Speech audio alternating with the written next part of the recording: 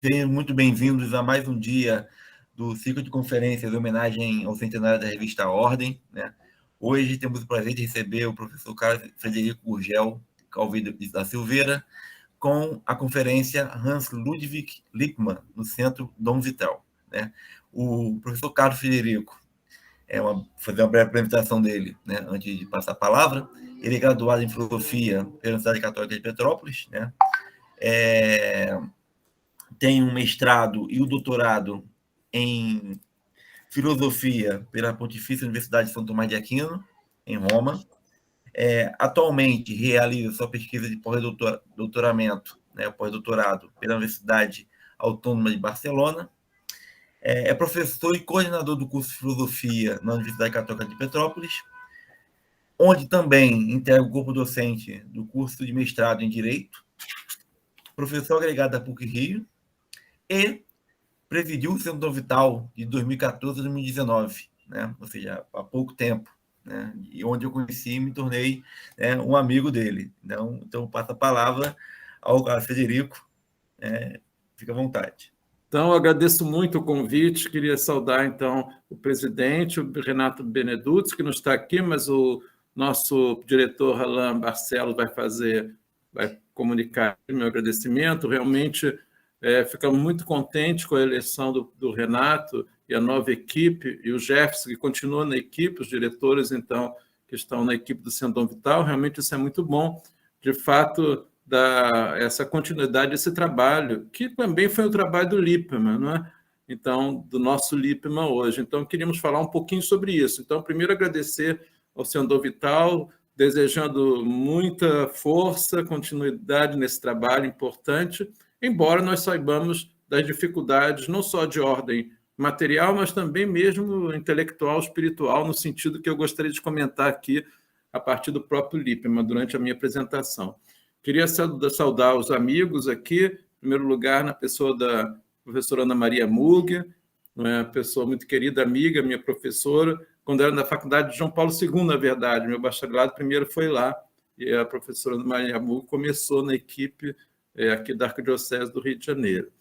Queria saudar, sobretudo, a família aqui, o Clemente, o André, toda a família do Lippmann, que também me fizeram homenagem, me convidando para participar do seminário do centenário do Lippmann, aqui na PUC, no Rio. Então, para mim foi muito importante. Eu conheci pouco o Lippmann, foi em 81, justamente no ano que ele faleceu, no Congresso de Filosofia Política Internacional, e foi ali que eu tive um contato que me impressionou. Eu era bem jovem, e me impressionou muito o Congresso como todo, e a figura dele.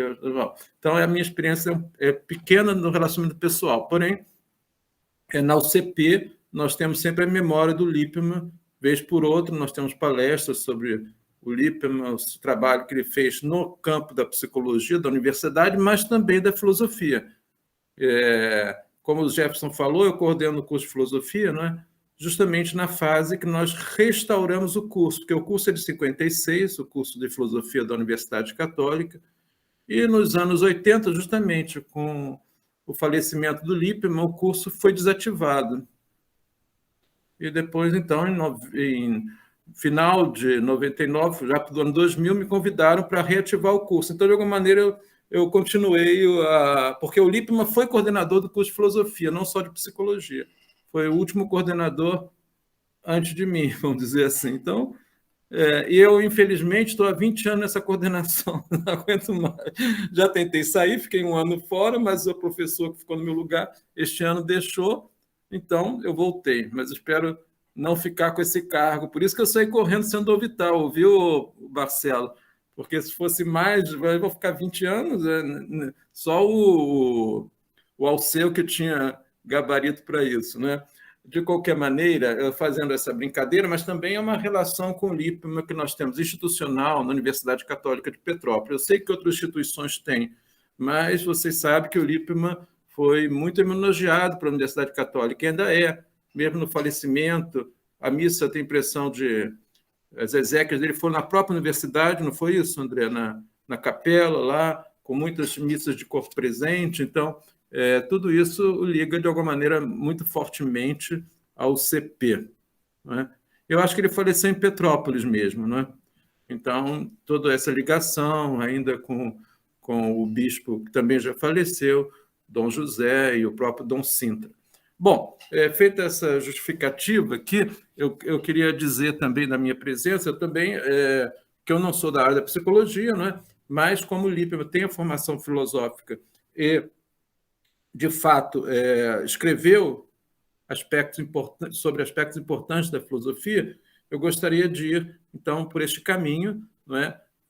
Falar um pouquinho do trabalho dele no Centro Vital, mas, sobretudo, das ideias filosóficas dele, o pensamento, que é o que nos interessa propriamente, concordo? Então, a biografia, todos vocês sabem, eu acho que vamos suprimir isso, né? Quem tiver alguma dúvida, depois a família está aqui, pode ajudar a esclarecer as suas obras publicadas também. Eu tenho a impressão que vocês estão organizando justamente o material da bibliografia dele, uma espécie de disponibilização, possivelmente online, né? O próprio Congresso parece que caminhou nesta linha, não foi, André? Então, isso vai ser importante para todos nós, porque, de fato, embora, como disse o professor Krieger, que faleceu também no ano passado, né? Que é o grande professor Helmut Krieger, não é, Ana Maria? Ele faleceu no ano passado, que era grande amigo do Lippmann e trabalhou no OCP até o último dia, né? O Krieger, ele fala exatamente isso. A obra escrita não corresponde a todo o trabalho que o Lippmann fez, não é? Como pessoa de ação, de criando as instituições de psicologia, na própria filosofia. Então, é claro que essa memória, que corresponde às relações dele com todos nós, com todas as instituições, precisa ser restaurada também para além dos textos que nós temos disponíveis escritos. Mas esses textos são importantes. O próprio aluno que vocês conhecem, José, que fez a monografia lá no curso de psicologia, que tem essa monografia disponibilizada lá na universidade, mas creio que será disponibilizada também por esse projeto do acervo do Lippmann, de fato, ele mostra coisas bastante interessantes, inclusive a cronologia das obras do Lippmann, tá certo? Nós vamos nos concentrar aqui, eu vou me concentrar justamente nos artigos mais de filosofia, tá certo? E a primeira coisa Mas eu gostaria de começar falando um pouquinho dos aspectos psicológicos, ou seja, aquelas famosas obras, uma que eu acho que merece reedição e comentário por um psicólogo atual, não é? Que é essa Variações Ontogênicas do Homem Contemporâneo. Embora seja uma obra de psicologia, eu creio que existem elementos que, para quem é de filosofia, entende de uma outra perspectiva, ou seja, o que eu vou chamar aqui como hipótese, né? Que, do ponto de vista filosófico, o nosso Lippmann desenvolveu uma filosofia da personalidade, que não é exatamente uma psicologia, está além do aspecto da psicologia, ou seja, respeitando os âmbitos da psicologia, os psicólogos aqui poderão me ajudar, não é? Especialmente nesse livro aqui e outros, das variações ontogênicas, o comentário sobre essa maturescência, esse processo de amadurecimento, de formação da personalidade do jovem, etc., com elementos muito científicos da época, mas que eu queria até fazer um comentário interessante dessa semana, que eu acho que essa semana trouxe uma novidade que merece essa atualização do livro. Se vocês notaram, houve uma reportagem essa semana sobre os holandeses que estão diminuindo. Já viram isso? Os holandeses estão ficando menores. Ou seja, os holandeses eles se acham maravilhosos, são os mais altos da Europa continental. E, no entanto, essa semana saiu uma pesquisa da Holanda, muito preocupados com a diminuição do tamanho dos holandeses, como se isso fosse problema. Mas é muito interessante, porque nesse livro da Ontogênese, o Lippmann comenta isso, concorda? Como é importante o desenvolvimento da personalidade, o estudo do aumento físico, de tamanho, de altura. É muito interessante, né? Então, eu quero dizer com isso que o Lippmann está fazendo ali naquele livro, mostrando muitos aspectos, vamos dizer, psicossomáticos, vamos chamar assim, na minha linguagem leiga, para o desenvolvimento da personalidade. E ele fala explicitamente da pesquisa sobre o aumento, sobre o tamanho, o crescimento, porque é um processo de adolescência, e quando você chega a uma determinada altura, e tudo que se implica nesse processo de, vamos dizer assim, de amadurecimento psicossomático mesmo. Então, acho que até essa novidade da Holanda preocupada com a sua população que não está crescendo, está diminuindo em tamanho, parece uma coisa importante, porque o detalhe que está ali parece envolver algo que está para além do mera questão física, mas do desenvolvimento mesmo, o que isso implica no desenvolvimento da personalidade, que é exatamente o que o Lippmann está falando ali no livro, um dos aspectos, né? Então, eu achei bastante interessante isso. Não sei se é Lippmann, André e Clemente, mas eu achei que a ideia que eu fiquei tão assim, meio chocado quando o pessoal falou, os holandeses estão preocupados. Depois eu fiquei pensando, mas o Lippmann falou essa coisa de crescimento e com personalidade. Aí eu achei que podia ter realmente uma relação interessante, uma preocupação social com esse problema de crescimento mesmo físico. Claro que ele está propondo no livro outros elementos que mostram esse processo, vamos dizer, de desenvolvimento da personalidade, que não é somente o físico, mas, de qualquer maneira, ele aponta exatamente este elemento do crescimento. Isso para dizer, então, que existem elementos que são propriamente científicos, que não são da área filosófica, que o Lippmann desenvolveu e trabalhou com muita competência e que precisam ser trazidos e atualizados na discussão contemporânea. Então, eu faço essa referência. Mas isso para dizer que, do ponto de vista filosófico, ele tem uma mentalidade de cientista, inicialmente, concordo? Mas não só.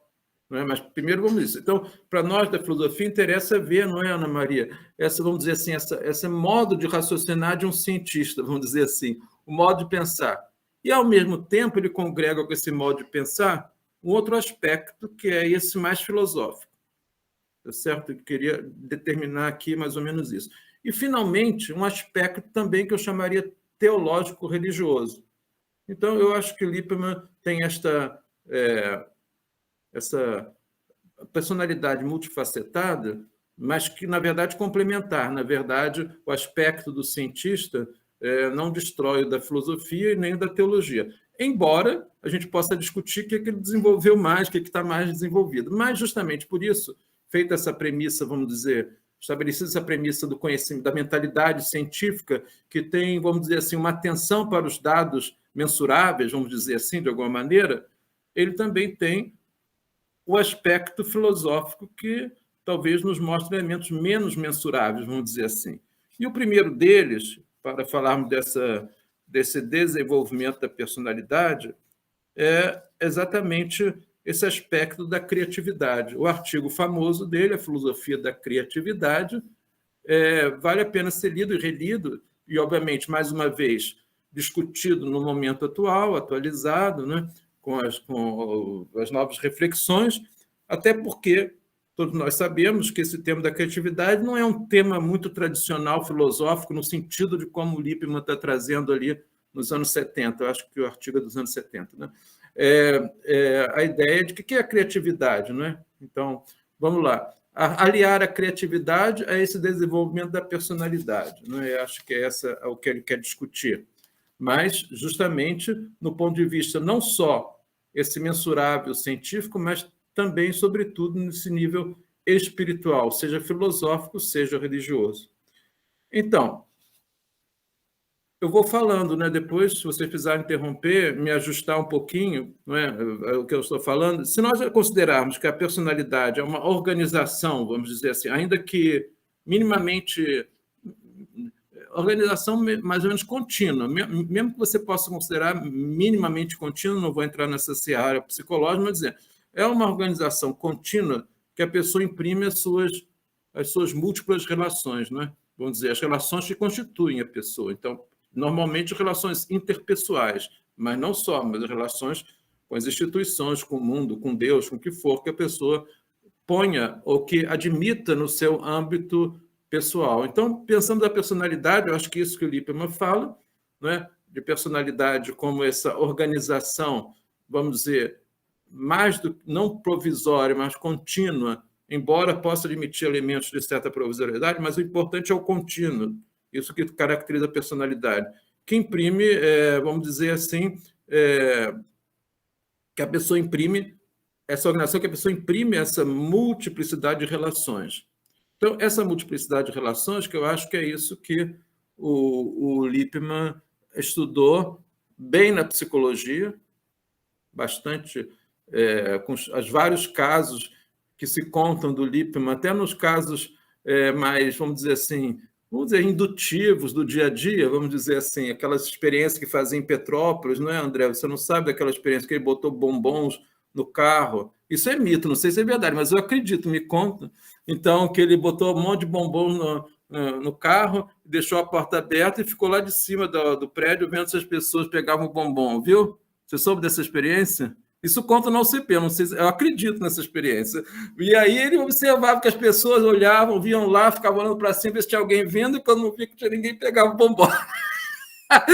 Qual é o impacto dessas coisas, do ponto de vista, vamos dizer, científico, eu não sei, qual eu vou fazer. Mas, de qualquer maneira, ele estava fazendo, mesmo que fosse uma experiência do cotidiano, certamente era dentro dessa concepção, né? Porque a pessoa está se relacionando, no caso aí de um objeto de desejo, um bombom, sei lá o que seja, mas ela implica toda a sua possibilidade de mensurar, vamos dizer assim, o aspecto moral, se tem alguém me vendo, não sei o quê. Então, é claro que implica uma certa, vamos dizer assim, que vai além do mera atração pelo objeto, né? Vai todo um juízo também moral, ou, sei lá, psicológico, etc. Então, essa história mítica ou não, Clemente, eu não sei, vocês têm que apurar se isso é verdadeiro. Tem outras histórias assim, aquelas que foram contadas no Congresso, que a gente também conhece, mas essa do bombom sempre me marcou muitíssimo, porque achei muito tentador, não é, o Jefferson? Eu acho que eu também pegaria um bombom. Então, eu fico pensando o que eu faria lá, mas tudo bem.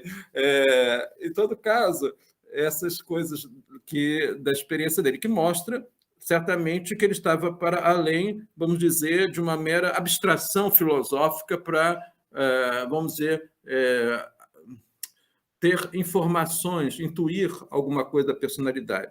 Mas, neste caso, a relação ali pode parecer banal, mas eu disse, implica também questões morais. Ou seja, quando você opta por pegar um bombom, ver se não tem ninguém vendo, etc, etc. Que não é seu, aliás, né? Bom, em todo caso, vamos lá. Então, eu acho que esse aspecto é suficiente. Mas, sobre a criatividade propriamente, o Lippmann, no artigo que ele escreveu, o artigo é bastante erudito, cheio de autores clássicos, Platão, etc. Ele vai e passa em revista a todas as possíveis ideias de criatividade, embora a ideia de criatividade propriamente dita que ele está abordando é só do século XX, as ideias que poderiam, de alguma maneira, antigas, remeter a uma pré-condição de criatividade do Platão, a própria ideia básica cristã da criação do mundo, até chegar ao século XX, vai para os alemães, etc., o gênio, etc., capacidade criativa,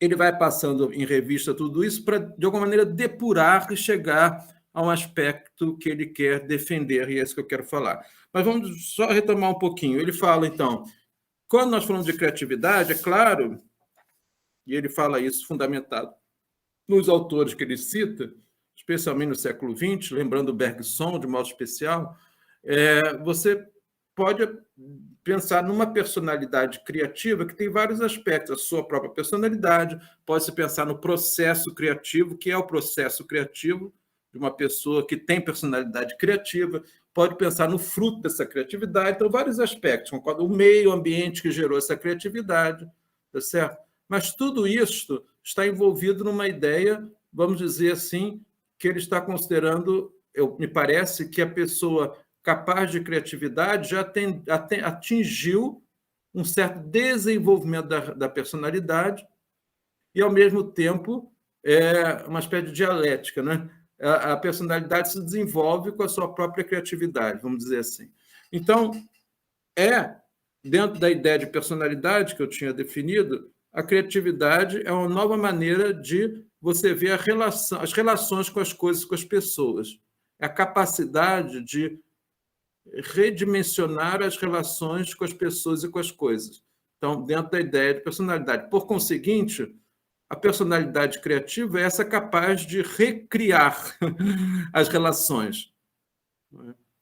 E ele, Rosângela, ele não podia deixar de comentar o Nietzsche, não é?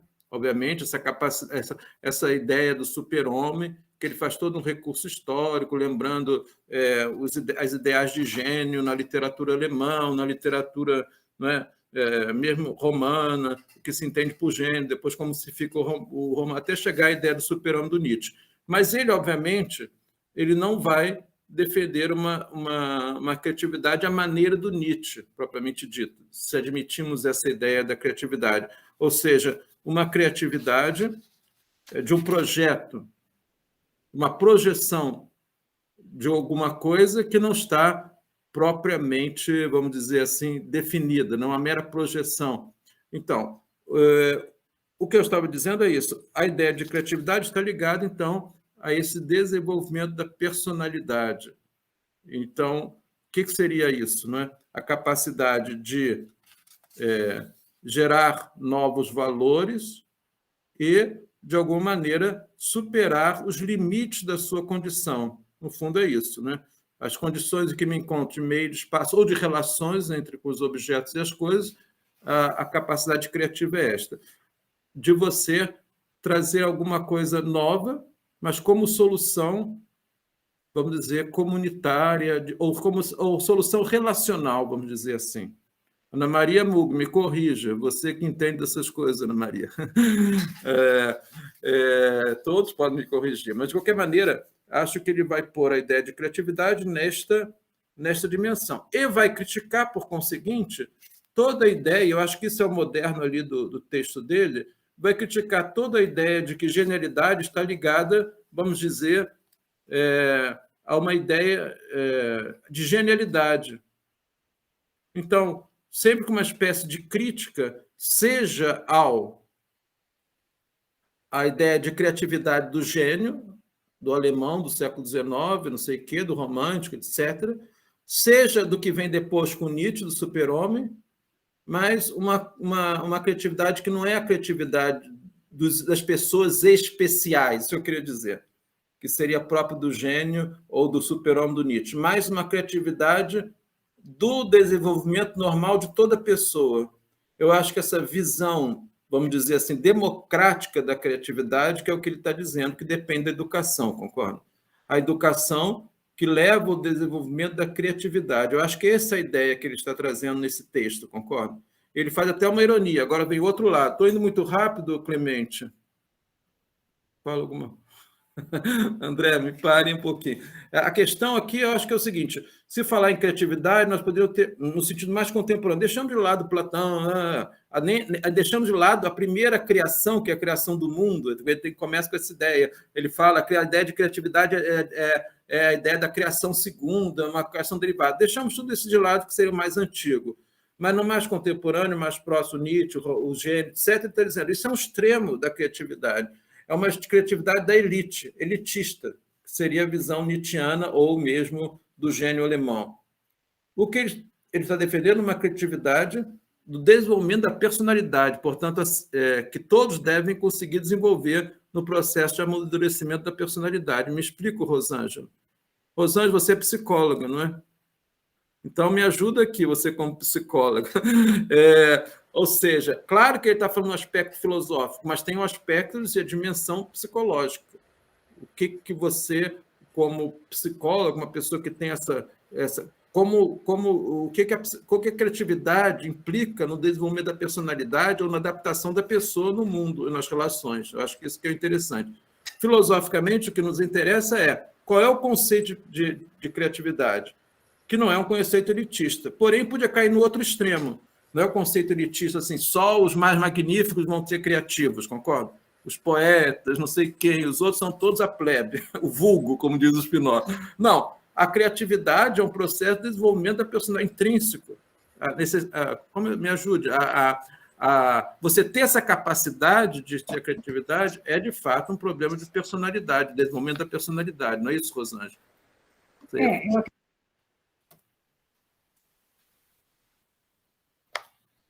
Você está desligado agora, você desligou, Rosângela. Você ligou e desligou o som. Desculpe. Não. Desculpe. A questão da criatividade, eu acho que é algo que é inerente ao humano, né? Nós chegamos aqui exatamente por causa da criatividade. Eu acho que uma das questões que a gente tem que pensar em relação ao desenvolvimento é que, muitas vezes, você não dá oportunidade para que essa criatividade se desenvolva, né? isso. Você pode facilitar o processo, ou o que a gente vê muito mais hoje é colocar obstáculos para esse processo que é espontâneo, vamos dizer assim, né?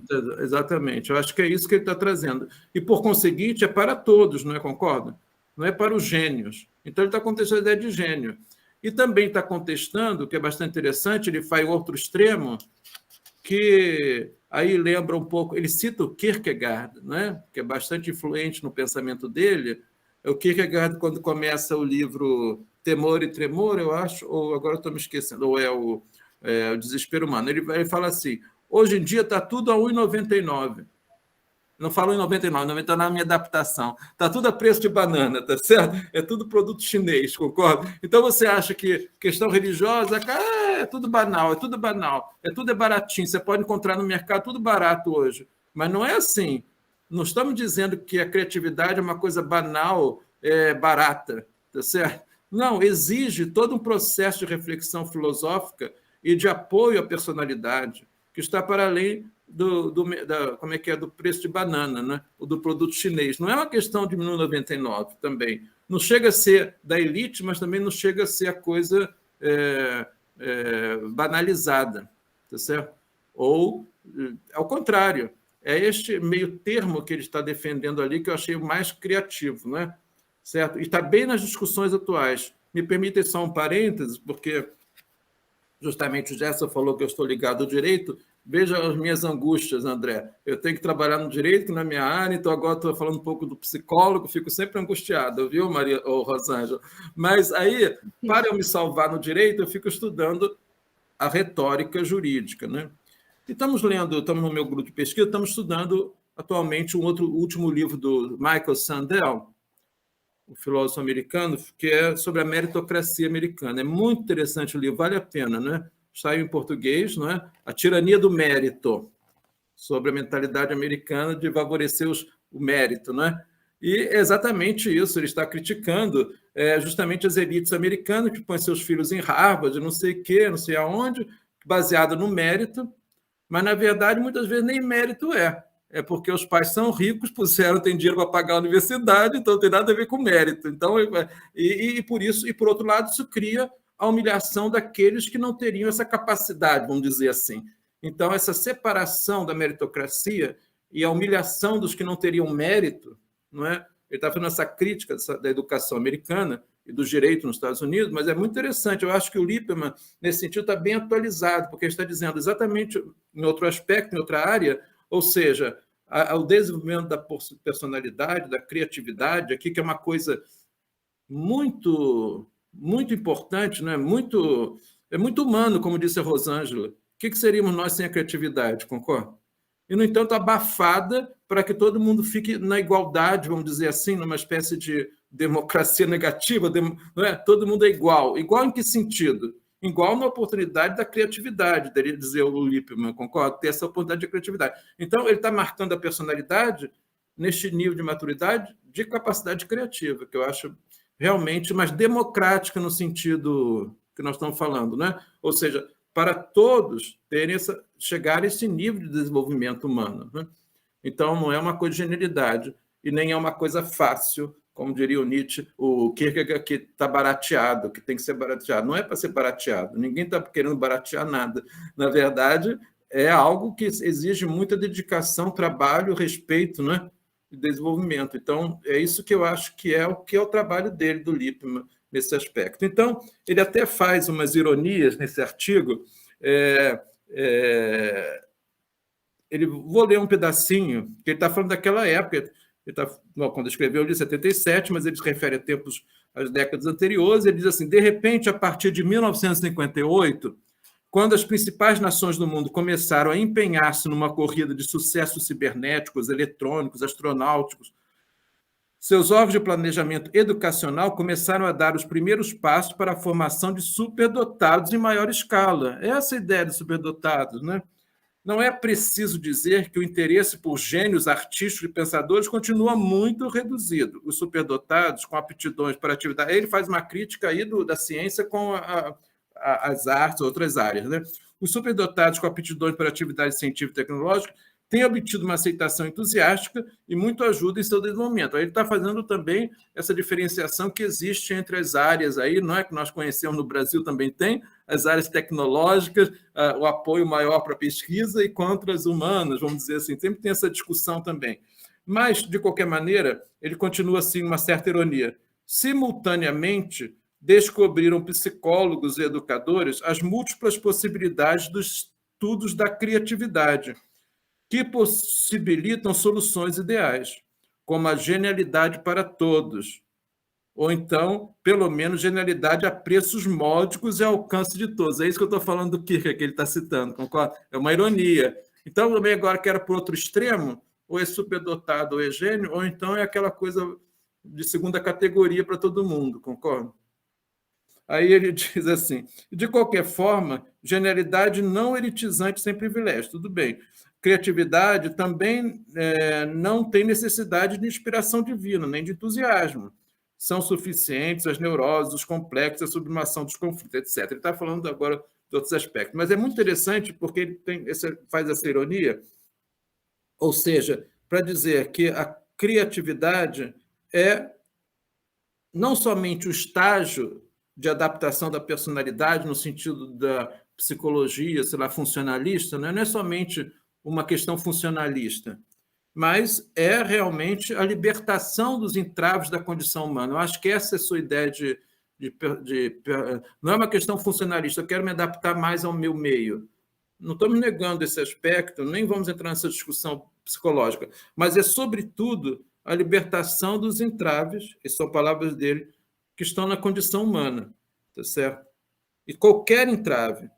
Por isso, a tarefa científica de estudar o processo de maturação da personalidade pela psicologia, tal como aparece na tese sobre aceleração evolutiva, que eu acho que é esse exemplo que eu falei dos holandeses.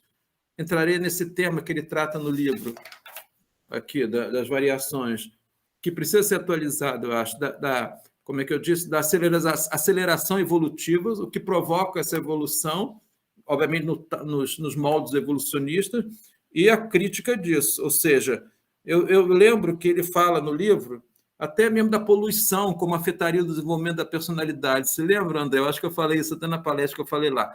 Ele fala de elementos muito materiais, vamos dizer assim, não é? No sentido científico, né? Ou seja, o que tudo isso influi no desenvolvimento físico, tá certo? E, por conseguinte, no desenvolvimento da personalidade. Essa sociedade hoje que faz um processo de aceleração evolutiva, não é isso que ele está chamando isso, aceleração evolutiva, e, portanto, atropelando as etapas, e o que isso implica nessa capacidade criativa. Às vezes, uma espécie de trauma nessa capacidade criativa, né? Ou uma repressão dessa capacidade criativa. Do ponto de vista do Lippmann, eu ponho aqui, a psicologia deve se livrar de uma visão evolucionista determinista originária do desenvolvimento humano, reconhecer a capacidade contínua de adaptação humana, mas sem deixar de considerar os estímulos externos, não é? Tá certo? Que o homem está submetido na sociedade contemporânea, sobretudo urbana e tecnicista. Aí diz o Lippmann, a palavra dele, diante da tirania opressora dos excitantes urbanos, cuja ação se faz sentir em nossos dias, mesmo nas zonas rurais, a resposta específica do organismo humano na fase pubertária, provavelmente desencadeada através de mecanismos neurócrinos, ainda não são suficientemente estudados. Parecem ser fenômenos de aceleração evolutiva. Então, só faço a observação, porque ele está sempre fazendo uma reflexão de nível filosófico, mas também trazendo as informações científicas da psicologia. Concordo? Mas o desenvolvimento da personalidade é uma ação libertadora dos entraves, não é, da sua condição humana. E é isso que ele está falando. E isso exige a formação de uma personalidade completa. Por isso que eu acho que a gente pode chamar a filosofia dele de uma filosofia da personalidade, ou seja, da personalidade completa, né? Ou seja, o que é uma personalidade completa? Que exige esse nível de criatividade. Porém, tem outro elemento com o qual vou falar, não vou cansar muito mais vocês.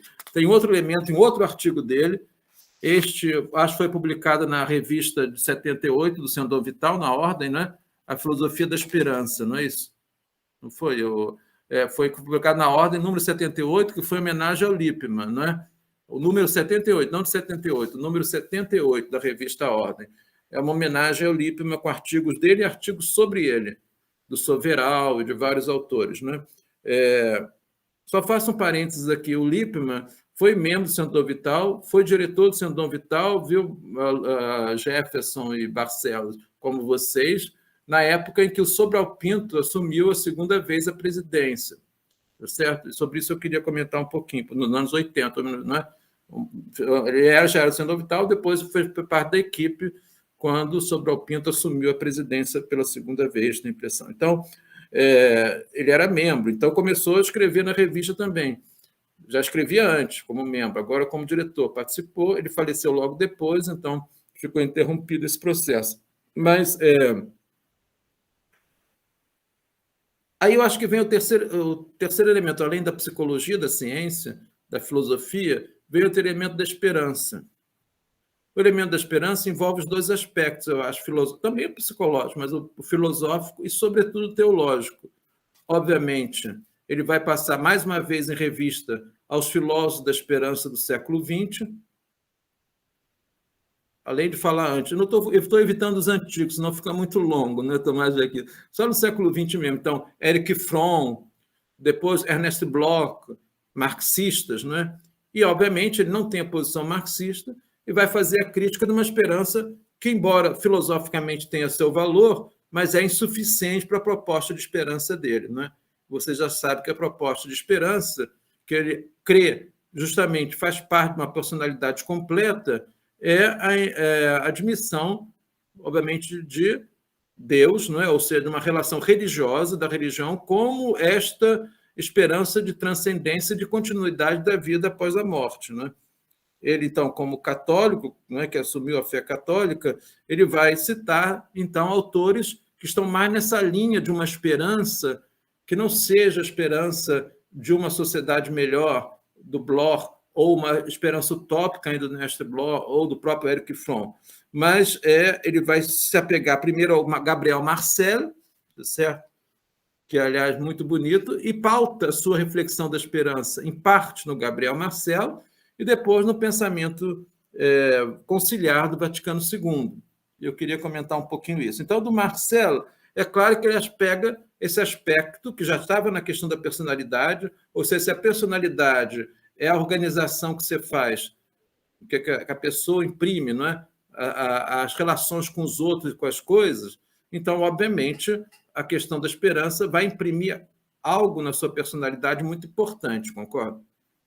Não é? E todo mundo sabe que a personalidade do Lippmann era ímpar, mas ele está falando da nossa possibilidade de ter uma personalidade completa, dos outros, de todos, não só dele, né? Mas, então, ele fala da esperança. E, seguindo Gabriel Marcel, ele diz o seguinte: a esperança esvazia de seu significado e de sua força se não for pela afirmação do nós todos, da relação, portanto, com o outro. Então, ele fala os nós todos mesmo, né? Então, ele recupera, de alguma maneira, as reivindicações da visão do Bloch, que é mais marxista, dizendo, tudo bem, nós todos, mas também nos exclui o nós todos, também incluindo o outro, que é Deus, concorda? Então, a relação com o outro não é só a relação com o outro ser humano, não é? O seu semelhante, etc., mas também com o outro Deus. Então, ele recorrendo ao Gabriel Marcel, nessa ideia do nós, aliás, uma ideia do Gabriel Marcel muito boa, né? Aproveito para saudar o Rodrigo Alvarez, né? E aos outros que chegaram agora. A ideia é muito boa, viu, Rodrigo? Espero em ti por nós. A frase do Gabriel Marcel é muito famosa, né? Eu espero em ti por nós, espero em ti por nós. Tá certo, Rosângela? É boa a frase, não é? Eu espero em ti por nós. É isso? Então, ele diz, é claro que uma personalidade que sabe que o nós depende, não é?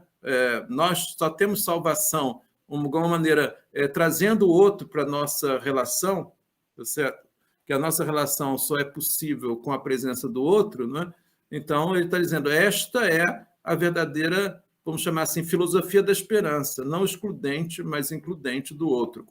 E, no caso, obviamente, que ele está querendo trazer, também da relação com Deus. Ele cita, como eu disse, muitos autores importantes, né?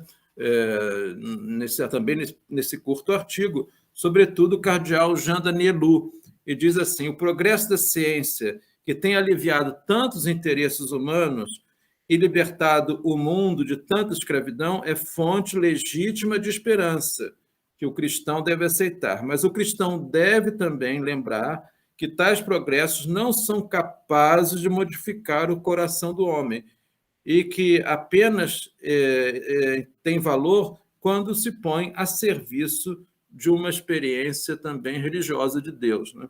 Ora, e aí ele caminha, dentro dessa linha, já que abriu com Danielou, ele caminha citando a Gaudium et Spes do Vaticano II.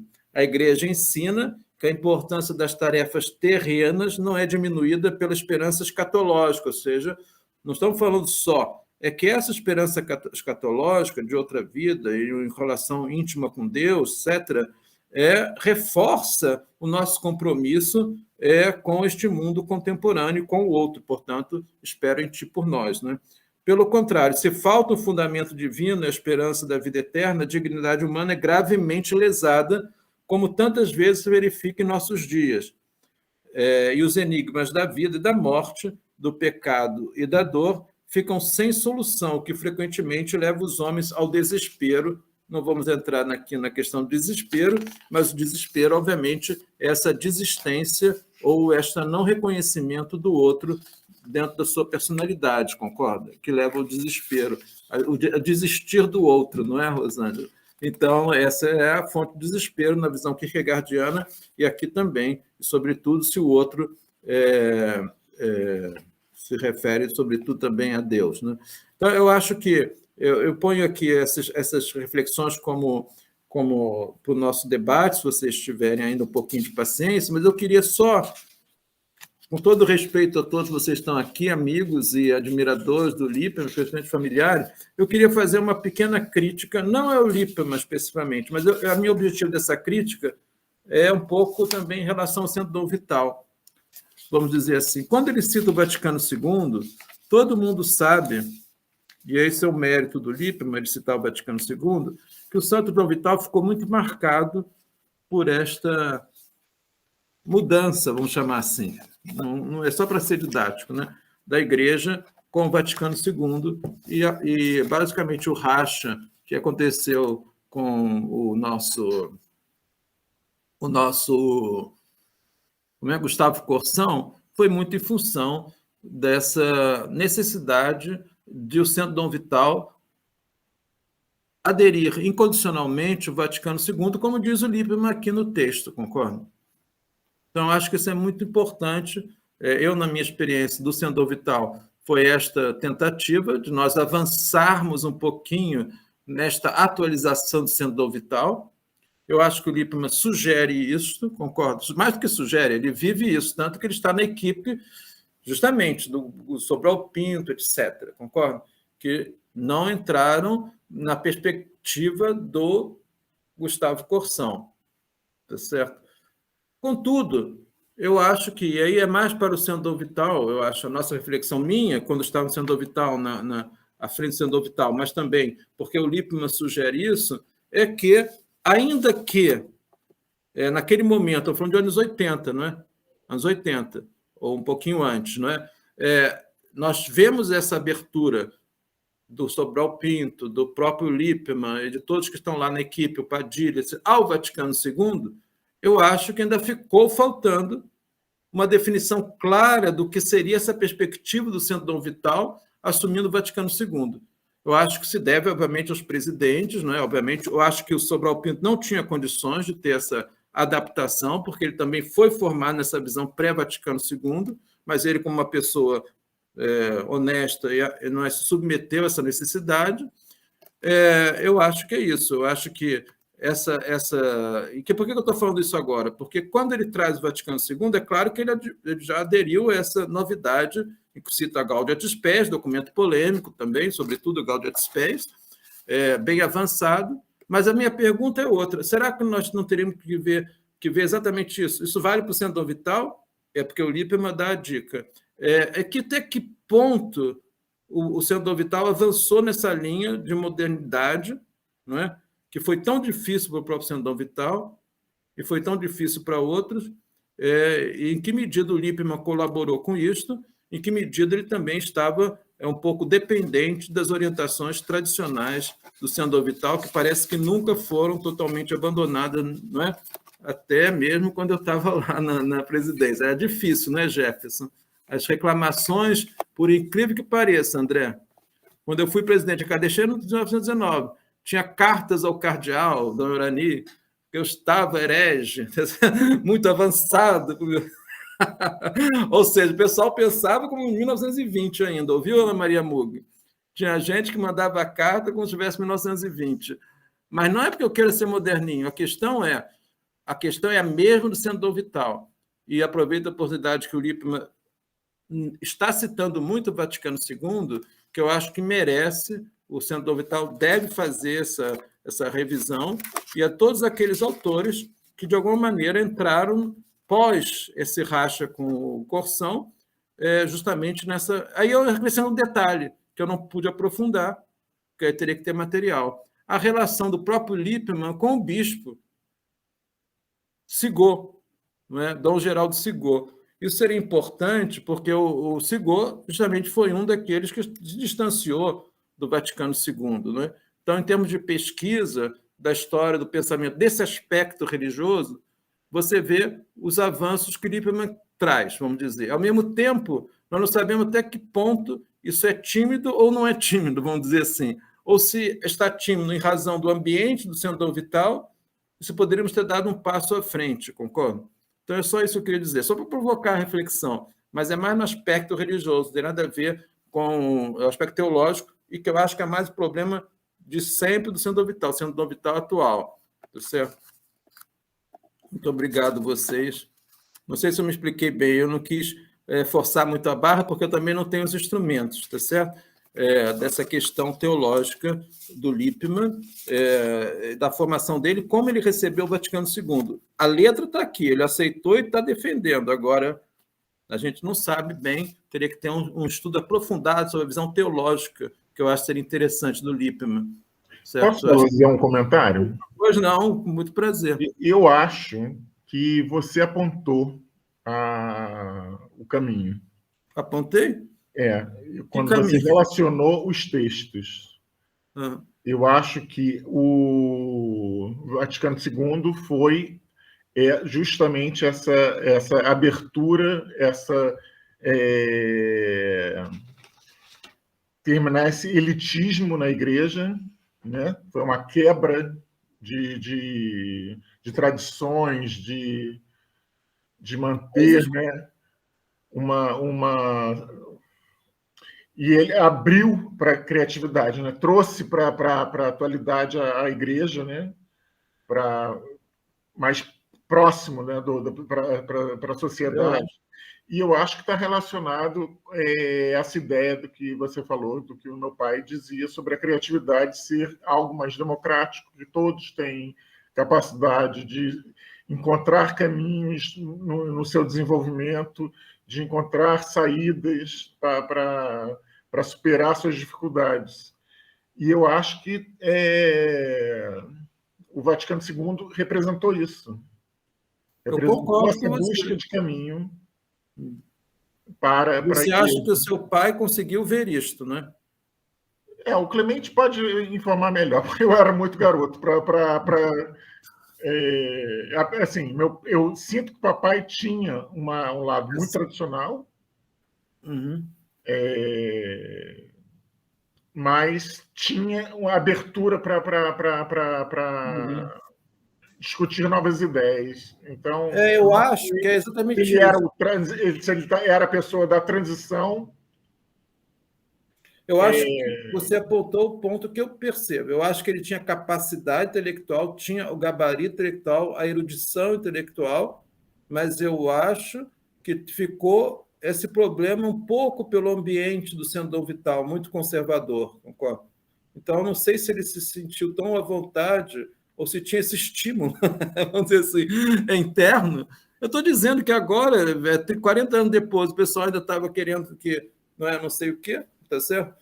Contra o Vaticano II. Então, porque nós temos, por exemplo, encontros religiosos em Centro Dom Vital, não foi, Ana Maria? Desde o primeiro ano que eu estive lá, botei todas as religiões, e veio o cardeal Dorani que presidia, encontro com Babalaô, todo mundo lá. Olha, imagina o escândalo que não foi isso, concorda? Aí eu falei, mas até o Papa Ratzinger, ultraconservador, faz encontro com as religiões em Assis, por que não? Com certeza. Aí o pessoal ficava escandalizado, está acabando com o Centro Dom Vital, né? Aí cartas de denúncia, viu, André? Essa é a minha pergunta, concorda? Isso devia ter sido feito lá, nos anos 70, 80, não é? Eu sei que era difícil no Rio, porque o próprio Dom Eugênio não era muito, né, aberto para isso. Depois foi aos pouquinhos, fez os encontros ecumênicos, começou a fazer, já nos anos 70. Mas o Centro Dom Vital sempre foi reacionário, né? Aceitar as outras religiões, não sei o quê. Por exemplo, estou dando um exemplo de religião, né? Podia ser outra coisa. Eu acho que ele tinha essa mentalidade mais aberta, tanto pela formação filosófica quanto pela formação psicológica, concordo? Mas eu não sei se o estímulo... A formação dele foi super tradicional. Também, né? tem São isso. Bento. Então, eu acho que ele era, como todo mundo que estava vivendo aquilo ali naquele momento, não sabia até onde podia ir para qual era, né? Então, eu acho que era uma pessoa de transição. Ele não ia partir, abraçar as reformas plenamente. Mas isso que eu estou dizendo, mas do ponto de vista da filosofia e da psicologia, ele parece mais avançado. Você concorda? Concordo. Então, Clemente, você não quer falar nada? Bom, antes assim, de eu até entrar aqui no jogo para poder fazer intermediar as perguntas e comentários, né? Eu acho assim, permita-me um comentário sobre isso antes, que o Dom Vital hoje existe mais uma imagem dele como retrógrado conservador do que de fato ele é desde pelo menos a década de 90, né? E que ações, a gente pensar assim, década de 80 e 90, o Dom Vital fez para se mostrar como o retrógrado na história, né? Eu acho não fez nada. Não fez nada para não se mostrar. Nada. Então, o que eu quero dizer... Eu estou falando, acontece que o Centro Dom Vital manteve essa visão de conservadorismo e não fez nada ao contrário. Isso que eu estou falando. Não fez ações positivas para promover o que o Vaticano II propôs. Sim, bom, isso que eu queria dizer. Então, é mais uma imagem que ficou, não de uma ação. É mais da inação do Dom Vital da década de 80 e 90 e até 2000, né? Embora eu não tenha conhecido essa época. Eu comecei a conhecer o Vital em 2016. Eu comecei a ação botou por esse caminho, né? E, às vezes, falar que um personagem, né, estava trabalhando em determinado assunto, né? Também um pouco assim, tirando do contexto, né? O Lippmann deve ter morrido antes de Assis, por exemplo. Como? Morreu antes de Assis, não foi? Encontro de Assis, lá com o João Paulo II? Não, mas não é questão dessa, nós estamos falando dos documentos, né? Os documentos são de 64, né? Mas tem os documentos e tem as ações movidas pelos documentos, né? As ações dão forma, Não, eu diria o contrário. O Papa João Paulo II, que foi um retrocesso, até o dia dele hoje, né? Mas ele foi um retrocesso, né?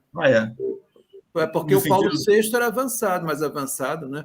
Paulo VI, inclusive, o diálogo interreligioso. Paulo VI, quer dizer, o pessoal dos anos 70, em tese, era mais avançado do que o dos anos 80, tá certo? Houve um retrocesso na Igreja do Brasil por causa do meio da teologia da libertação, concorda?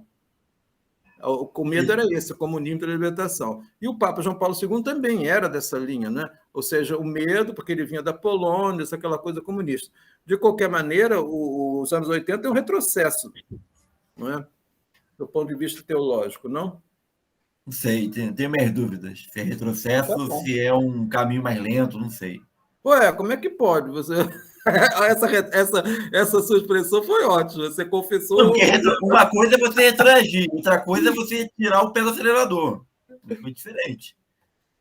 Bom, agora eu acho que está aceleradíssimo de novo, então. Sei. É algo que eu sempre me questiono. Eu Não sei. sei.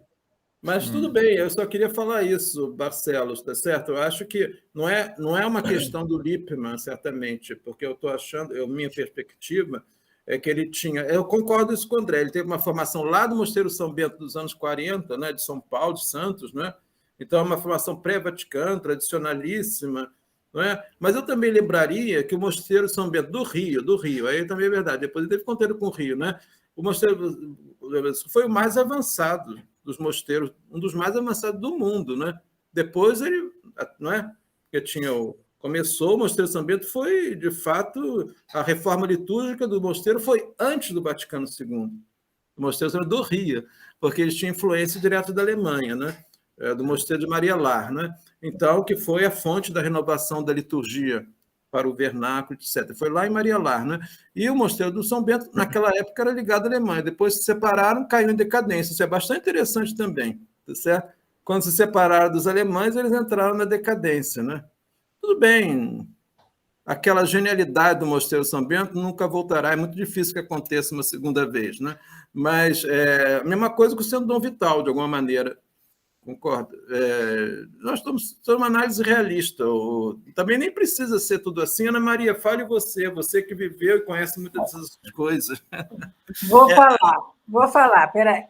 A impressão que eu tenho é que você está sendo muito crítico do Papa João Paulo II, porque foi uma das vozes que mais influenciou a elaboração dos documentos do Vaticano II. E ele tinha aquela filosofia da pessoa atuante, e foi das pessoas que impulsionou a ideia da criatividade no Vaticano II, foi o Papa João Paulo II. O livro dele todo é voltado para a pessoa humana como criativa. Então, eu penso que o João Paulo II não representou um retrocesso, ele era uma pessoa muito... Ele tinha muito claro, e toda a obra dele é no sentido de estimular o ser humano como um ser criativo. Até a carta dele, Centésimo Ano, ele até se propõe dizendo que os tipos de política mais... Falhou, eu acho. Eu acho que falhou, Ana Maria, caiu. A Rosângela acho que vai falar, não é, Rosângela? Não sei Enquanto a Ana Maria volta... Ana Maria, Ana Maria guarda a objeção da Ana Maria, ouviu, Jefferson? Ela está fazendo uma objeção a mim. Ela é minha professora, tem que obedecer. Vai lá. Rosângela, por favor, toma a palavra, qualquer coisa a gente retorna para a professora Ana Maria. Eu vou só deixar um pouquinho mais de pimenta nessa conversa. Isso, não é? Aí, como psicóloga, eu não posso falar diferente. Eu acho que a gente tem que ver muito em relação aos documentos que o Vaticano produz, os papas, e como são as suas ações. E a gente muitas vezes vê contradição nisso. Eu acho que o que a Ana Maria estava colocando, pelo menos que eu vejo, é que e o Bento XVI também não é diferente. Há um texto, né? Mas no contexto, a atuação, a prática é bastante distinta do que é escrito. Só deixo como pimenta aí para a gente... Mas você, então, está concordando comigo? Sim. Ou com a Ana Maria? Não. Quando ela fala do João Paulo II, não concordo que ele tenha sido alguém que ele não é colaborou. Aquilo que o Jefferson falava, né? Ou ficou estagnado ou até deu um passo atrás. Em relação eu acho que foi um passo atrás. E muitas vezes condutas dúbias, né? E aí isso dá margem às coisas muitas vezes retrocederem, não pelo ato deles, mas o que a partir de autorizações ou uma série de coisas que vão sendo possibilitadas, né? Caminho na contramão. Aí é só um ponto. Mas o que eu gostaria de colocar mesmo é que, na verdade, assim, eu desconheço os escritos do Lippmann, tá? Estou sendo muito honesta, vi muito por alto algumas vezes da citação em relação a ele, não foi alguém que a gente estudou na universidade, né? Mas, assim, o que você colocou em relação à personalidade e principalmente essa questão da criatividade, né? Eu deixo 3 questões para a gente pensar. Uma é que quando ele faz esse contraponto de personalidade e estatura, né? A gente tem uma linha muito tênue aí para a gente cair numa eugenia. Mas eu acho que não está falando isso, não. Como eu falei, eu não conheço o texto. Não tem né? nada a ver. Gostaria até de ver se a gente tem possibilidade de como ter acesso a esse material. O segundo ponto é que a gente daí tem que pensar também, por um outro lado, nós, um país subdesenvolvido, com milhões passando fome, né? E o que a baixa estatura, né, representa a nível de uma limitação de desenvolvimento global que pode também comprometer desenvolvimento intelectual. Aí a gente tem que pensar isso, né? A baixa estatura como um sinalizador, mas essa baixa estatura decorrente de condições absolutamente inadequadas de vida, né? E o terceiro ponto, que por coincidência, como psicóloga, eu trabalhei quase 30 anos no Tribunal de Justiça do Estado de São Paulo, trabalhei com muitas adoções, inclusive com muitas adoções de crianças que foram para a Holanda. E realmente os casais holandeses são altíssimos, né? A gente olha o tempo todo para o alto. Eu não tenho lá uma grande estatura, mas como média, a gente vê que realmente há um descompasso. Só que, assim, de novo, eu fico sempre muito preocupada quando há essa pesquisa, né, que fala que eles estão preocupados. O que exatamente eles estão preocupados? De novo, com essa questão da eugenia, né? E a Holanda é um país hoje que tem um número altíssimo de imigrantes, né?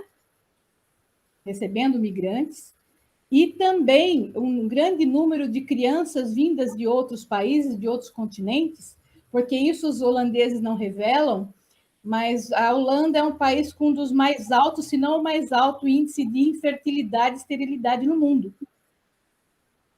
Então, começa-se um processo, né, de miscigenação já, porque são gerações, são mais, pelo menos que eu estou no tribunal, são 30 anos, e eles já faziam, né, já trabalhavam com adoções, tem agências de adoção, principalmente que atuam nos países pobres, né? E o que isso representa nessa configuração da população da Holanda, né? E a gente não cair nos riscos que a gente teve de estudos antigos, né, que faziam todo um paralelo de personalidade e estrutura física, inclusive etnia. Então, são só acenos que eu faço, né, no sentido dessa cautela para essa leitura, porque a gente pode cair num risco bastante alto. Mas o erro foi meu. Não conheço o texto. O erro foi meu, eu que gerei um efeito errado. Eu relacionei essa coisa da Holanda com o Lippmann, mas eu não estou dizendo que tem a ver. Eu só quis dizer isto, que ao falar desse problema, hoje, na reportagem que eu vi essa semana, eu me lembrei dessa coisa do Lippmann, mas não que esteja defendendo altura maior ou menor, ele não está fazendo uma defesa, ele está só querendo identificar em que isso influi no desenvolvimento da personalidade, concorda? Não necessariamente defendendo um aspecto tem que ser mais alto ou que o mais baixo não tem criatividade. Não tive nenhuma intenção de dizer isso, ao contrário. Eu acho que ele está fazendo assim. Como as coisas físicas podem interferir no desenvolvimento da personalidade, mas justamente como criatividade libertadora, porque agora você está mostrando, até ser grande demais está sendo um problema, está certo? Está sendo até o contrário. Então, a questão não é se é grande ou se é pequeno ou se é médio, é a questão da relação, não é, com a criatividade. Eu acho que era mais essa questão, com o desenvolvimento da pessoa. Não vi nenhum momento ele fazer algo, não tem nem possibilidade, não é? A Aurélia vai falar, dele fazer alguma referência a uma espécie de eugenia ou de pessoas melhores assim ou melhores assado. Eu acho que não tem nada disso, não. E a gente conseguiria ter acesso a esse texto, porque eu vi que é um livro bastante antigo, né? Antigo, é de 61. Mas posso mandar uma cópia para você. Se você mandar seu e-mail, se você puder. Eu faço a digitalização e mando. Se a adoraria. Família deixar, nós vamos me processar, né, André? O André vai me processar. Ficamos felizes. Você tem interesse em ler, né? Fica feliz. O que eu ia dizer é o seguinte: uma coisa relação a jogar um pouquinho de pimenta também. O papai adorava o João Paulo II, inclusive fomos até o Maracanã assisti-lo. Eu também fui, E ele era... isso eu percebi, o que ele tinha muita afinidade intelectual com o pensamento do Papa. A outra questão que eu ia falar é essa questão, assim, não tem nada de eugenia no texto do meu pai, e eu acho que ele estava falando, relacionando até sobre o período de desenvolvimento que a tradição tem de Piaget, eu acho que ele estava se relacionando a isso. O quanto que na adolescência que tem a fase de muda, né? E que as coisas começam a se solidificar, se estabelecer. Então, eu acho que a questão é por aí que ele estava querendo colocar. E o que eu acho que é interessante, talvez, é uma leitura de neurociência sobre esse texto que você estava falando. Eu acho que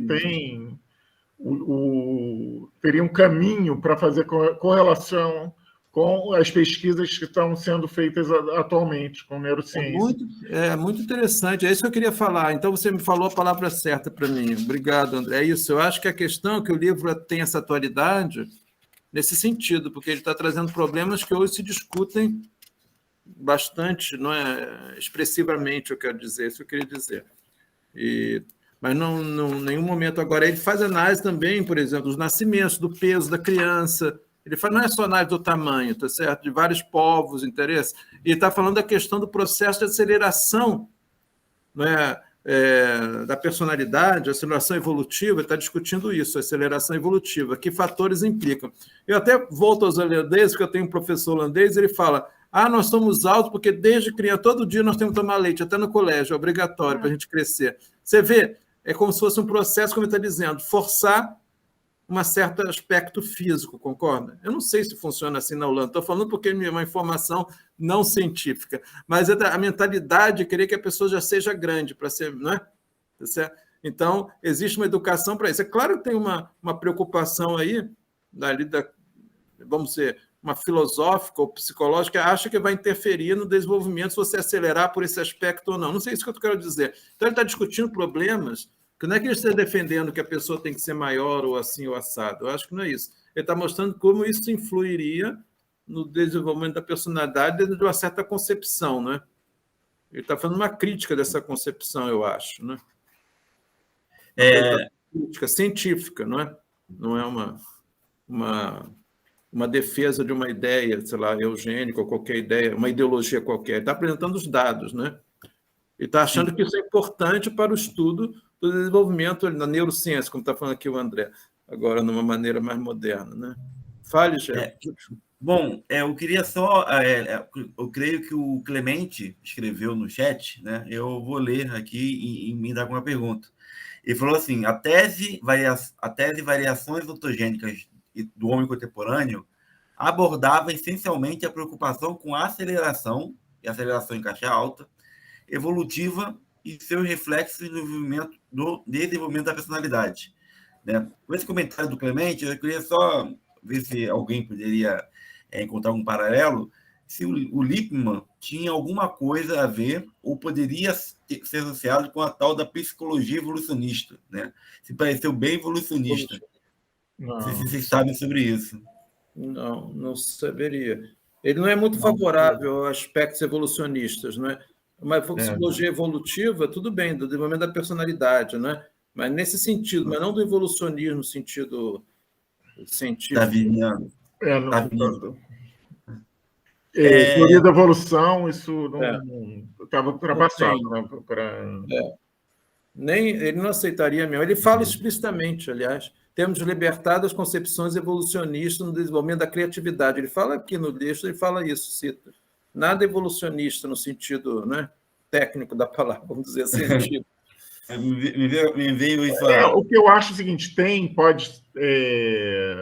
assim, hoje já está bem. A Rosângela pode me corrigir, mas na psicologia tinha isso muito marcado, né, das etapas de desenvolvimento. Uhum. E assim, a gente sabe que isso apenas algo teórico, uma tentativa de arrumar, né, o desenvolvimento humano, né, que o Piaget colocou nas caixinhas muito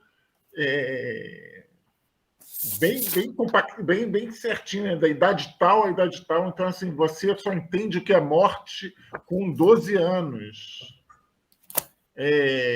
Hoje eu acho que isso deve estar ultrapassado já, essa concepção. Então, assim, eu acho que o discurso dele está um pouco defasado nesse sentido. Mas eu também estou assim, mó cara de pau, nunca li meu pai. E tem que fazer a minha culpa aqui. Eu estou falando muito mais de coisas assim, ter estudado psicologia e conhecer o meu pai. Então, eu tinha que ter lido o texto para estar aqui discutindo com vocês, mas a cara de pau é maior. Não, imagina. Mas é muito bom. Eu concordo com o André, o que eu acho que é o que está no texto é isso. E não acho que eu acho que o texto é super atual. Não é que eu quero me meter agora, a cara de pau é minha, né? Na questão da psicologia da ciência. Mas é por isso que eu citei a Holanda, porque foi uma coisa tão atual e parece que ele estava comentando. Eu quero dizer que eu acho que ele tem intuições atualíssimas nas coisas que eu li, mas com o olhar da filosofia, né? Mas o que eu vejo, grandes filósofos hoje, por exemplo, o Habermas, está sempre procurando esses psicólogos para trazer a reflexão filosófica hoje também. Existe muito esse diálogo, né? Então, eu acho que isso está nele, tá certo? Eu acho que é bem atual a metodologia, vamos dizer assim. Não sei se eu vou chamar dessa maneira. Eu não sei dar informação concreta desse aspecto psicológico, é assim, é hoje, não é? Isso eu não saberia dizer. Mas o que eu estou dizendo, certas intuições o fazem bem atual hoje, que eu acho que precisaria fazer essa leitura de alguém atualmente que conhecesse esses elementos, né, como você, Rosângela, e que pudesse mostrar esses valores, né, atuais. Ana Maria Mug voltou, graças a Deus. Ela estava falando aqui em defesa do nosso João Paulo II, que é festa dele hoje, né? Hoje é dia de São João Paulo II. Vai lá, Ana Maria. Desculpe, você fale. Consegue falar? Pode falar, Ana Maria. Jefferson, é você que tem que dar o microfone dela está desligado. Tem que ligar o microfone. Tá, já liguei. Não, tinha só lembrado você que o João Paulo II escreveu aquele livro, Acting Person, e era muito favorável à criatividade. Só isso que eu queria reparar. Eu concordo. A dele. Eu sou fã da obra dele. É isso só que eu queria reparar. Não, bom, a coisa seria muito longa, porque eu não quero rebater a minha professora, não é, Ana Maria? Que é isso, pelo amor de Deus, vamos lá. Não, eu quero dizer o seguinte, eu concordo, eu não estou dizendo, eu falei assim no aspecto, de algum aspecto do retrocesso, vamos dizer assim. Por exemplo, eu diria assim, internamente ele foi mais assim do que talvez para o diálogo com o mundo externo, ele foi mais avançado nisso, talvez. Mas assim, a igreja internamente ficou mais conservadora, mais tradicionalista, o clero ficou mais clerical com ele, concordo. Houve mais carreirismo, tanto que nós estamos pagando o preço hoje, né? E tanto é verdade que o Papa Francisco está tentando fazer o contrário, não é? O efeito é que provocou que o Francisco quer tirar esses aspectos que todos foram acumulados num certo clericalismo, não é? Que se acentuou, todo mundo querer voltar, fazer a missa em latim de costas. Foi o golpe último do Ratzinger, que deu tudo errado, né? Certo, nesse sentido. Mas o Ratzinger é quem? É alguém criado pelo João Paulo II, né? O Ratzinger foi, não é, a criação de João Paulo II, né? Então, foi nesse sentido que eu quis dizer. Agora, é claro que ninguém tem só uma faceta, ele fez muita coisa interessante, mas você há de convir sempre na mentalidade polonesa, concorda, Ana Maria? Anticomunista. Com certeza. Anticomunista e antiprotestante. Porque a Polônia está contra os protestantes, porque é católica, que é a esquerda. e o outro à direita é a Rússia, é comunista. Então, sempre anti alguém, concorda? É nesse sentido que eu acho que ele é conservador. Ou é contra os protestantes ou é contra os comunistas, né? Ou seja, tem uma mentalidade, não é, que é bem diferente. Nós podemos discutir isso ad eternum, Frederico. É verdade. Ad eternum. Mas eu não quis falar nada assim de agressivo, só quis provocar também a discussão. E mais, está ótimo. Assim, tá ótimo. Meu interesse maior, Ana Maria, era mais para provocar o pessoal do Centro Dom Vital, para fazer o Centro Dom Vital mais Vaticano II, era por isso, né? Era mais, eu aproveitei o Lippmann, coitado, para fazer isso. Mas porque eu acho que o Lippmann, eu acho que isso é interessante, porque o Lippmann, é isso que eu acho interessante, porque eu estava falando do Lippmann no Centro Dom Vital. Isso eu gostaria que nós entendêssemos melhor a sua vida no Centro Dom Vital, concorda? Com as suas ideias, que é diferente, porque o Centro Dom Vital foi o que foi, né? E o Lippmann não interessa tanto. O João Paulo II entrou aqui, é um passante, assim, mas, na verdade, é isso. Eu acho que isso que é interessante, né? Nós estamos olhando o futuro do Centro Dom Vital, o nosso futuro, né? Mas eu agradeço muito essa oportunidade de ter expresso, às vezes, até com uma certa pouca ortodoxia, né? Essas coisas que eu acho que são importantes, eu acho, para nós hoje. Inclusive, essa coisa dos holandeses, que me intriga. Eu não estou defendendo os holandeses, não, eu acho ridículo aquilo, de querer ser o maior da Europa, concorda? E tamanho. Mas, de qualquer maneira, isso é um fato, não podemos negar que existe esse fato, não é, Rosângela? Até a Rosângela já está achando os holandeses altos, aí, viu? Então, é uma verdade. Agora, se isso é um projeto de pátria, é meio estranho mesmo, né? Pior que a altura e a soberba, né? O projeto de... É isso que nós estávamos discutindo, né? Mas era isso. Jefferson, você que está com você e o Barcelos que estão com... Né? Permita-me só voltar... O assunto João Paulo II, conservadorismo, os retrocessos, não vou voltar com esse assunto. O Jefferson é historiador, doutor em história, professor de história. Então, quero ver que... E o pessoal de história, em tese, era mais avançadinho. Agora o Jefferson está fazendo o papel do... Não, eu estou falando que eu não vou entrar nessa seara.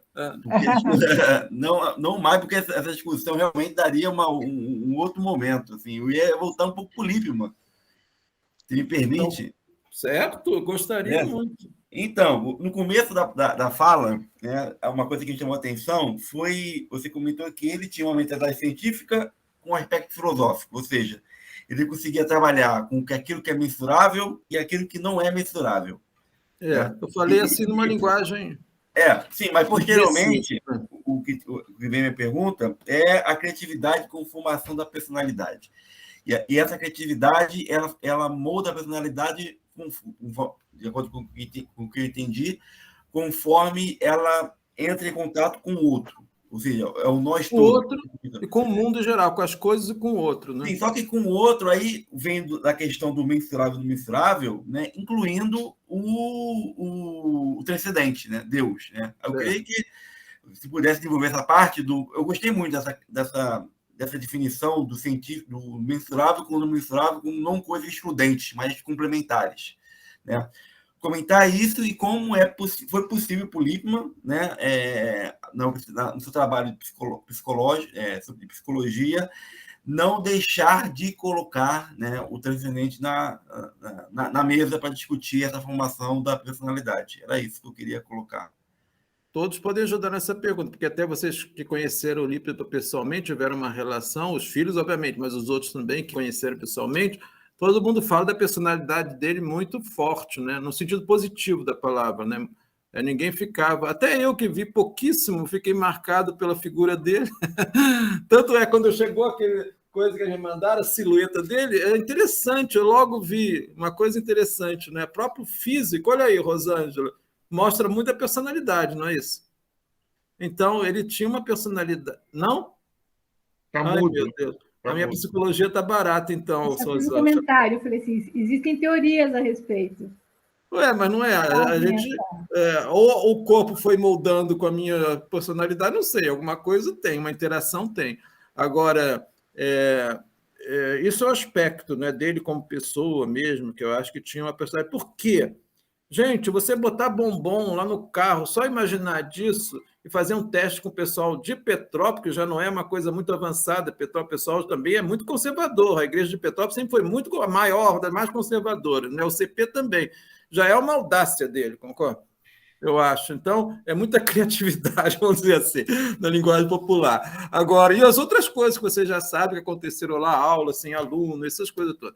Mas, de qualquer maneira, o que eu quero dizer é o seguinte, Jefferson, eu acho que isso marcou porque foi o primeiro momento dele, essa experiência com Deus, não é? No mosteiro, essa busca de Deus, inclusive, diferentemente da tradição familiar. Então, era uma coisa muito da formação da personalidade dele, concorda?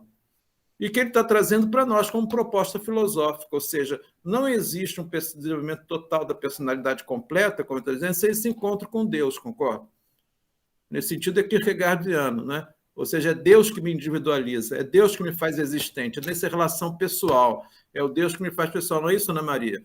É o Deus que me faz uma relação única, pessoal, só Deus me trata como único. Então, eu acho que... Né? Eu acho que... Fale, Ana Maria. Não estou conseguindo, estou no celular, eu não sei mais nada aqui. Então, tá bom. Perdida. Esse sentido de que eu acho que é isso que o pessoal falava dele, quando a Clésia Nata dá os testemunhos dela, lá outras pessoas, ou seja, parece que ele era exclusivo para você. Não é essa relação que Deus tem com cada um de nós, quer dizer, a ideia é que quando você está com Deus, você é o único, concorda? Então, parece que o Lippmann tinha esse talento, que eu acho que tem uma fonte filosófica e religiosa, vamos dizer assim, não só psicológica, mas que marcou o desenvolvimento da personalidade dele, não é? Pelo que a gente entende, não é? Porque, estou me explicando bem, Jefferson, quando eu vou falar com você, você se sente como se você fosse exclusivo na minha vida, então isso é muito bom, concordo? Eu não estou dando atenção a ninguém, é nada mais só a você, essa ideia da presença totalmente entregue, não é isso, Rosângela? Isto é um grau de desenvolvimento da personalidade muito interessante, que eu acho que é isso que ele está propondo. Ele diz que isso não seria possível sem a experiência de Deus, porque é Deus que dá essa dimensão da exclusividade. Mas não é exclusividade para excluir o outro, seria contraditório. É exclusividade para pôr o outro como exclusivo. Não é para não tratar todo mundo como igual, como é que se chama esse todo mundo pasteurizado, não é? Não é uma coisa assim. Todas as relações são únicas. Não sei se eu me expliquei bem. Então, eu acho que é Deus que dá essa dimensão. Na ideia do Kierkegaard, que ele está trazendo, ele cita claramente isso. Eu acho que foi a ideia original dele, do começo da vida dele, da formação, que eu acho que nunca saiu. Se ele depois foi para ciências sociais, a ciência social, ou não sei o quê, foi fazer filosofia, psicologia, mas aquela experiência de base, de origem, eu acho que foi marcante e que volta, então, nesse último artigo lá, a filosofia da esperança. Né? Não sei se eu respondi a você. Mas... Muito bem, muito bem. Ana Maria aprovou, então tá bom, você é minha professora. Com aprovação assim, ao vivo, não tem nem muito o que questionar mais. Não, eu acho que é isso, eu acho que é essa relação. É Deus que dá o sentido às relações. Certo? Eu acho que é isso. Aí não tem importância conservador, não conservador, isso é secundário. Nossa reflexão era mais de ciência teológica, humana, não é? A questão pessoal é sempre mais transcendente, eu acho, é isso. Essas discussões intelectuais. Trazer isso para a psicologia seria conforme o Lippmann, seria uma visão positiva, né? Seria positivo trazer. Seria, eu acho, se eu entendi isso, seria o desenvolvimento da personalidade completa. Quem consegue chegar a essa dimensão, não é, de abertura ao outro. Não explico a abertura ao outro? É tratar o outro como exclusivo. Não é exclusivo de excluir as outras pessoas. É o contrário, de incluir todo mundo como único. Né? Todo mundo como único. É difícil isso, mas isso você tem que saber, tem que ter a sua criatividade para conseguir isso, não é, o Clemente? Não, eu acho que é o que eu entendi. Eu acho que também tem um aspecto a espiritualidade faz parte do ser humano. Então, quantas correntes psicológicas deixavam isso de lado? Não, espiritual, bota de lado. Não, isso não é algo a ser discutido. Ultrapassado, sei lá. Então, eu acho que ele traz como mais um elemento que faz parte do humano, a espiritualidade. De alguma maneira, eu acho que e a aí base... você conseguia isso, seria o pleno, né? A personalidade plena seria esse encontro com Deus. E também que não exclua os outros, né? Estar com Deus, mas não está excluindo as pessoas humanas, né? Que eu acho que essa é a questão, que não é conservadora. Porque, geralmente, a atitude conservadora é de exclusão, concorda? Você tem um grupo que você aprova, os outros você não aprova, concorda? Eu acho que essa que é a dimensão que Deus dá à sua interpretação, seja filosófica ou seja psicológica da personalidade. Não é isso? Diga, Ana Maria, você ia falar? Eu não acho que a pessoa que seja conservadora é excludente. Não. Bom, mas isso é outra discussão. A gente pode infinitamente discutir essa sua ideia. Mas o Lippmann realmente era uma pessoa muito aberta. E isso, eu acho que tudo que você está dizendo sobre ele é absolutamente pertinente, porque a experiência que se tem, a lembrança, é de uma pessoa que era muito aberta para o convívio e tinha muita espiritualidade. E ele aceitava as outras religiões. Ele tinha... por mais que ele fosse conservador como católico, ele tinha total abertura à crença do outro. O outro... Com certeza. Até por causa da história dele, pessoal, né? Seria uma contradição muito grande. Não é tão conservador assim, né? Entendeu? Porque não, acho que você pode ser conservador assim, no ponto de vista assim, de você, se você ser conservador não implica, eu acho, em fechar os olhos para o direito do outro. Eu posso gostar de eu vou ter que aprender e não querer que impor o outro a usar.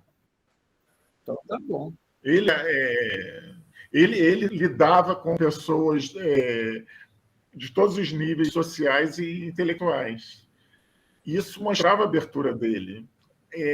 Não tinha uma postura assim de não, aquele ali usa sandália havaiana e sunga. Não quero papo com esse cara. Não tinha isso. Ele sentava para conversar quem fosse. Apesar dele ser muito seguro nas concepções pessoais. Então, acho que... Eu acho... Desculpa. Não, claro. Não, eu acho que esse problema aqui também tem um problema de conceituação, né? O que é ser conservador? Né? Acho que o que deu esse curto-circuito aqui com a Ana Maria e o Carlos Frederico foi isso, né? A conceituação.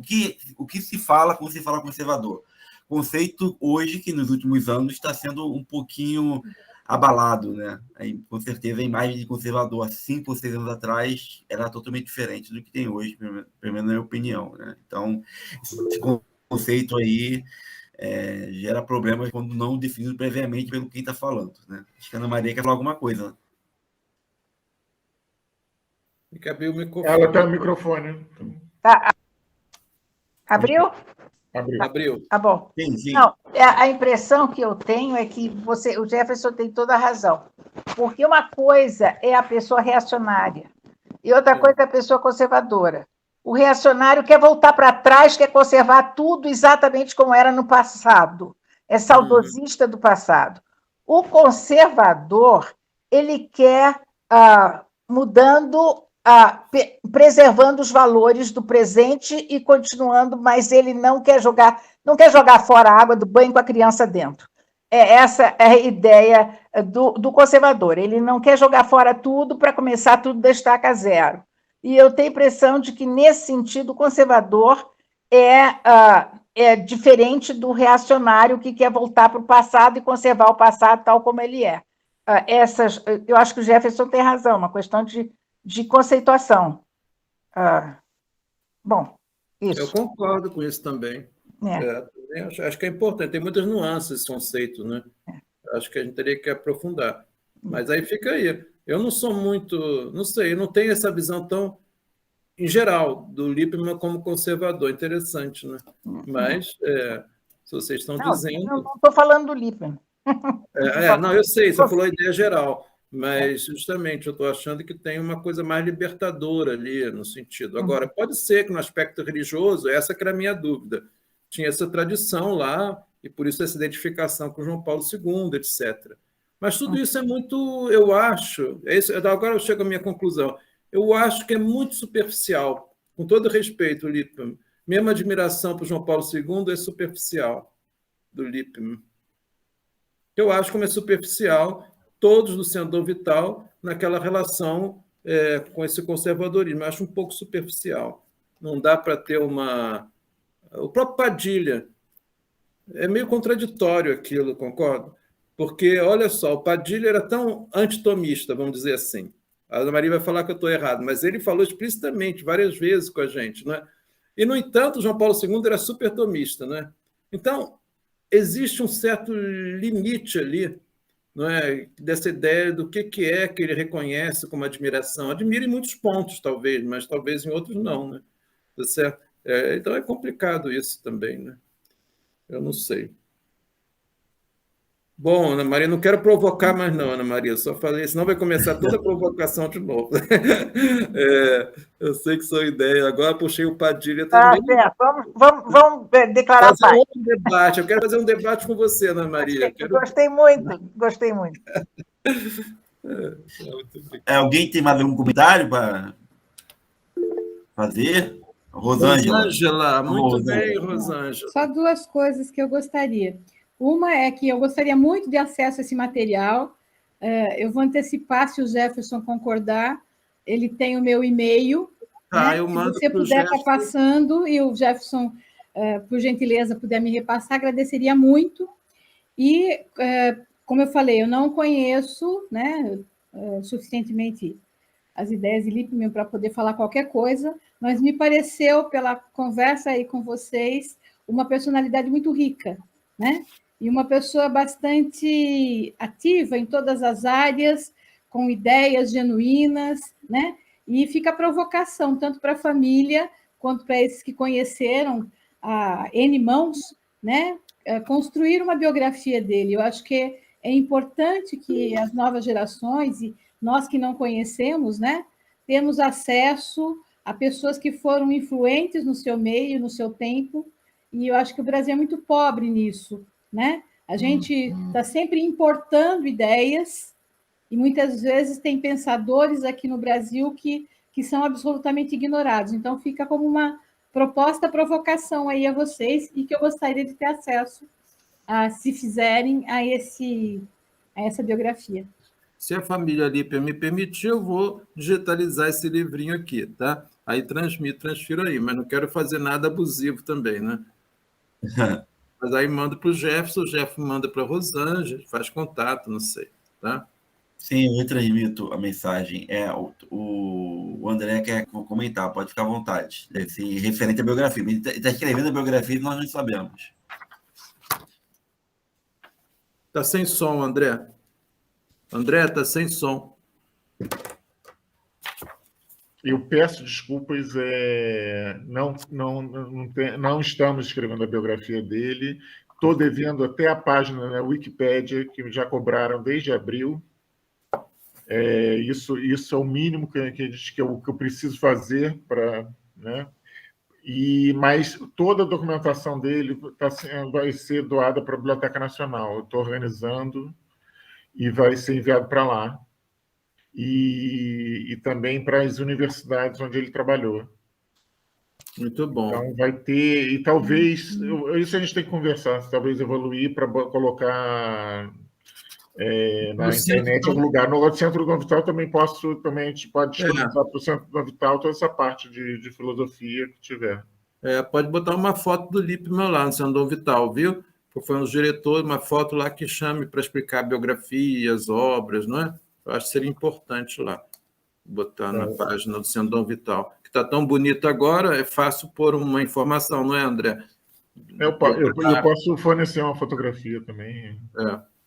Esse seria uma boa sessão para se pensar no centro, né? Ilustre, Dom Vital, algo assim do tipo. Não, porque tem muita gente boa que passou. Por que eu escolhi? Agora me permita, Lipe, porque eu acho uma injustiça essa gente tão interessante que foi de Centro Dom Vital, aí só fala com todo respeito do Gustavo Cossão, do Alceu Moroso Lima, mas, gente, tinha uma pleiade de pessoas, né, importantes, né, que estão esquecidas, né? Não tanto o Lipe, que agora este ano nós falamos bastante, né? Mas, em geral, o Centro Dom Vital está devendo um pouco informação sobre todas essas grandes figuras, até Ana Maria Mug também, né? Tem que ir lá, a Academia Brasileira de Filosofia já tem lá a Ana Maria Mug falando, ouviu um vídeo da Ana Maria Mug, viu? É isso.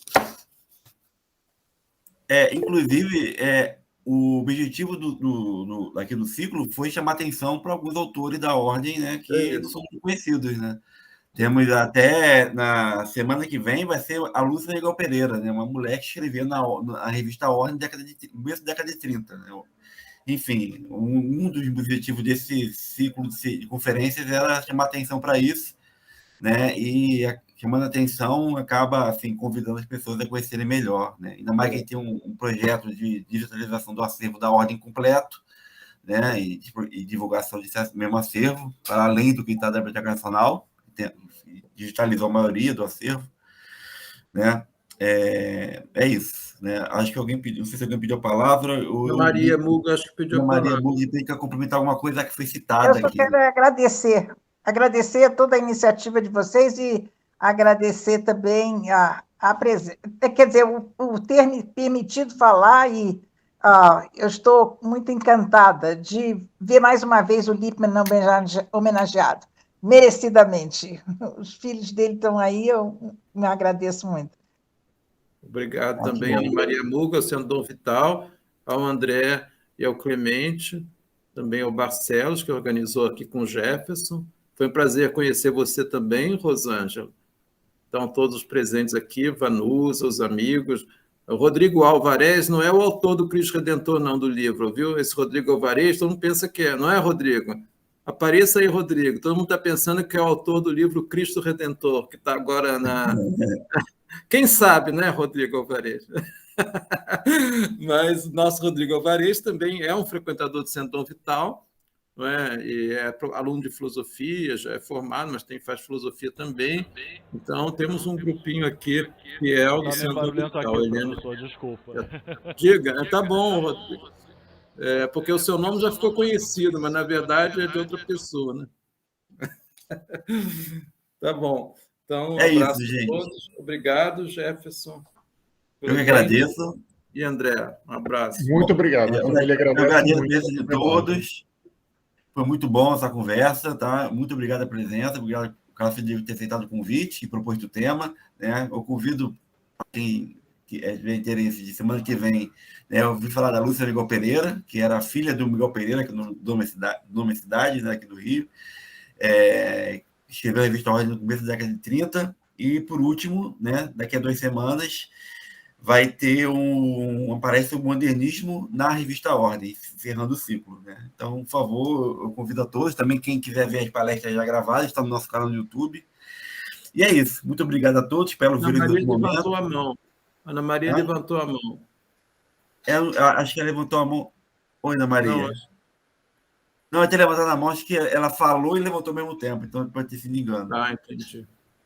É isso, gente. Um abraço, um beijo a todos, fiquem com Deus e até a próxima. Vamos vê-los sempre. Alander, Muito obrigada a todos, em especial ao professor Carlos. Foi um prazer.